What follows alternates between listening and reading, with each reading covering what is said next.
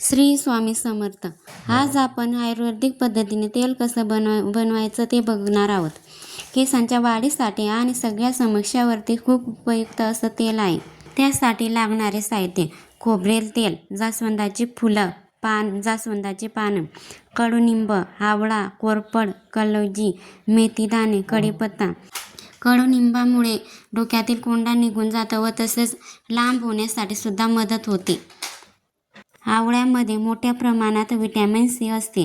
त्याच्यामुळे केस काळे व्हायला सुद्धा मदत होते व तसेच दाट व्हायला सुद्धा मदत होते. केसांचा कोरडेपणा सुद्धा कमी होतो. केसांना पोषण मिळतं. कढीपत्ता केसांच्या वाढीसाठी कढीपत्ता अत्यंत गुणकारी आहे. त्यामुळे केस मजबूत होतात आणि कोंडाही निघून जातो. मेथीदाण्यांमुळे केसांचा रंग टिकून राहतो. केस अगदी मजबूत होतात. कोरफड हे आपल्या केसांसाठी अगदी वरदानच आहे.